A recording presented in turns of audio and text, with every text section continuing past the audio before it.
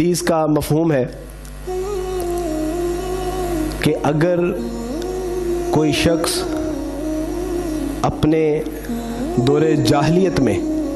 جتنی قوت، جتنی صلاحیتیں، جتنی توانائییں وہ اپنے باطل مذہب کے لیے کرتا تھا، اب اگر وہ اسلام قبول کر چکا ہے تو اس پہ لازم ہے کہ وہ اتنی ہی صلاحیتیں، اتنی ہی قوت اور اتنے ہی وسائل اپنے دین کے حوالے سے صرف کریں۔ ایک تو اللہ سبحانہ و تعالیٰ کا شکر ہے کہ جو یہ مجھ سے غلطی ہے، جو گناہ عظیم ہوا، یہ جو میں نے پارٹیسپیٹ کیا، اس میں پھر مسلمانوں کو دعوت دی، اس میں سے 80% لوگوں نے جو ہے وہ شرکت بھی کی، تو اللہ سبحانہ و تعالیٰ نے بہرحال مجھے ان کی ہدایت کا ذریعہ بھی بنایا۔ اور یہ آج کا پروگرام یا اس طرح کے بے شمار جو پروگرام ہے، بہرحال میں کفارے کے طور پر ادا کرتا ہوں کہ اللہ تعالیٰ مجھے معاف فرما دے، چونکہ میں اس کا ایک حصہ بنا تھا، اور اب اس کی نفی کا بھی اللہ سبحانہ و تعالیٰ مجھے ہی ذریعہ بنا رہے ہیں۔ یہ اللہ سبحانہ و تعالیٰ کا فضل ہے، الحمدللہ۔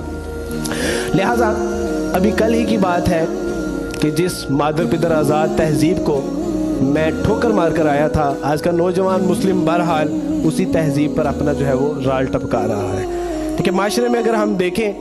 تو بعض اوقات تو ایسی کیفیت پیدا ہوتی ہے کہ شاید یہ مسلمانوں کا ملک نہیں ہے، یہ کوئی یہود و نصارہ کا ملک ہے، نہ کوئی ٹوپی والا نظر آتا ہے، نہ کوئی داڑھی والا نظر آتا ہے، نہ کوئی برقعے والی نظر آتی ہے۔ اور بالفعل اگر ایسے حالات و واقعات یا ایسے ماحول میں ہم خود جا پہنچے تو یقین کریں کہ میں نے ان نفرت زدہ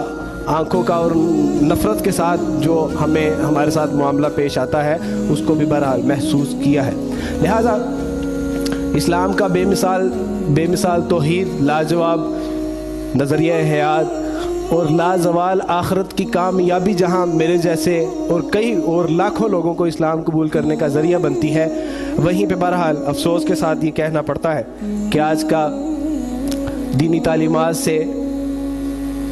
بے بہرا اور جو ہے وہ اپنے اسلاف سے کٹا ہوا اور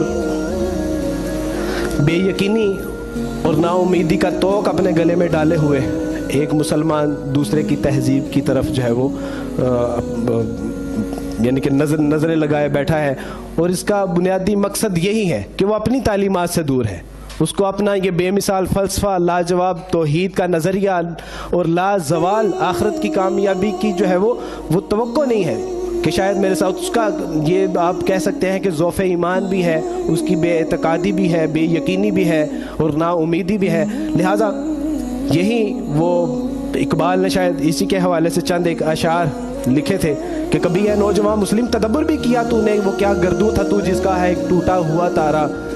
تجھے اس قوم نے پالا ہے آغوش محبت میں، کچل ڈالا تھا جس نے پاؤں میں تاجے سرے دارا، گنوا دی تم نے جو اسلاف سے معراج پائی تھی، سریا سے زمین پر آسمان نے ہم کو دے مارا، تجھے آبا سے اپنے کوئی نسبت ہو نہیں سکتی کہ تو گفتار وہ کردار، تو ثابت وہ سیارہ، اور کتابیں اپنے اور مگر وہ علم کے موتی کتابیں اپنے آبا کی، جو دیکھے ان کو یورپ میں تو دل ہوتا ہے سپارہ، کہ یہ آج وہی نقشہ ہے جو اقبال نے بہرحال کچھ عرصہ پہلے ایسی رسومات کو منانے کی ممانعت کے حوالے سے نبی کریم صلی اللہ علیہ وسلم سے جو ہے وہ ایک صحابی کا واقعہ ہمیں ملتا ہے کہ ایک صحابی نے کہا کہ اللہ کے رسول صلی اللہ علیہ وسلم، حدیث کا مفہوم ہے کہ اللہ کے رسول صلی اللہ علیہ وسلم بوانا کے مقام پر ایک جو ہے وہ میں نے منت دور جاہلیت میں مانی تھی، تو کیا میں وہاں پر وہ رسم اپنی جو منت پوری کر سکتا ہوں؟ تو رسول اللہ صلی اللہ علیہ وسلم نے ارشاد فرمایا کہ کیا دور جاہلیت میں بتوں میں سے کسی بت کو تو نہیں وہاں پر جو ہے وہ پوجا جاتا تھا؟ تو ان صحابی نے کہا کہ اللہ کے رسول صلی اللہ علیہ وسلم نہیں۔ پھر اللہ کے رسول صلی اللہ علیہ وسلم نے پوچھا کہ کیا وہاں پر جو ہے وہ کوئی غلط تہوار تو نہیں منائے جاتے تھے، یا وہاں پر کوئی نظر و نیاز تو نہیں ایسے غلط نظریات اور عقائد کی بنا پر چڑھائی جاتی تھی؟ تو ان صحابی نے کہا کہ اللہ کے رسول صلی اللہ علیہ وسلم نہیں۔ تو اللہ کے رسول صلی اللہ علیہ وسلم نے اجازت دی کہ ہاں تم جا سکتے ہو، اور اب تم جو ہے اس اپنی جو منت ہے اس کو پورا کر سکتے ہو۔ لہٰذا اس سے واضح ہوا کہ مسلمان کو ایسے مقامات سے دور رہنے کی جو ہے وہ شریعت کس حد تک تلقین کرتی ہے جہاں پر کہ ایک مسلمان خود جو ہے وہ جا پہنچتا ہے۔ لہٰذا اس کے حوالے سے آئمہ اور فقہا نے بھی اس پہ جو ہے وہ اجماع نقل کیا ہے، بلکہ امیر المومنین عمر فاروق رضی اللہ تعالیٰ عنہ کا تو واضح یہ جو ہے وہ ارشاد ہے، شام کے عیسائیوں کو باقاعدہ پابند فرمایا تھا کہ دارالاسلام میں وہ اپنے تہوار کو کھلے عام نہیں منائیں گے، اور اس کی بنیادی وجہ کیا تھی؟ اس کی بنیادی وجہ جو تھی وہ یہ تھی کہ یہ مسلمانوں کو کہیں جو ہے وہ اٹریکٹ نہ کریں، مسلمان دیکھا دیکھی اپنے اندر کوئی بدعات کا مظاہرہ نہ کریں اور غلط رسومات اپنے دین میں یہ داخل نہ کر رہے۔ مزید یہ کہ عجمیوں کے اسلوب اور لہجے مت سیکھو، اور مشرکین کے ہاں ان کے گرجوں میں ان کی عید کے روز مت جاؤ، کیونکہ ان پر اللہ کا غضب نازل ہوتا ہے، اور غضب نازل ہونے کی وجہ جو تھی وہ جو محدثین نے لکھی ہے وہ یہ ہے کہ اللہ سبحانہ و تعالیٰ کا اس دن، جو عیسائیوں کا عقیدہ ہے وہ یہ ہے کہ عیسائی یہ کہتے ہیں کہ اس دن اللہ سبحانہ و تعالیٰ نے بیٹا پیدا کیا ہے، لہٰذا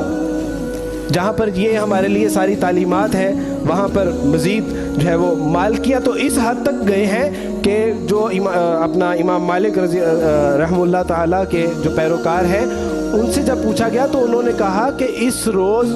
اگر ان کو مبارکباد دی جائے تو اس کا کیا حکم ہے؟ تو انہوں نے کہا کہ اس روز اگر ایک تربوز بھی کاٹ دیا جائے یعنی کہ ان کے تہوار کی خوشی میں تو وہ ایسا ہی ہے کہ جس طرح تم نے ایک خنزیر کو ذبح کیا ہے۔